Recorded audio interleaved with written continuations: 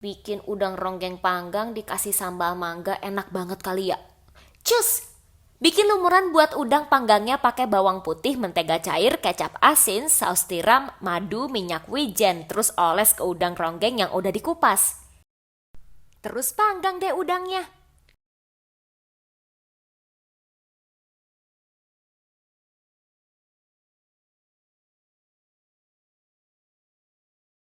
Terus sekarang bikin sambal mangganya. Tumis dulu bawang-bawang, cabai, tomat, dan terasi biar lebih awet dan lebih mudah dihaluskan. Sambil nunggu tumisannya, kupas mangga terus potong kayak korek api. Habis itu haluskan atau diulek tumisannya sampai halus. Tambahin garam dan penyedap, masukin deh mangganya sambil dicampur.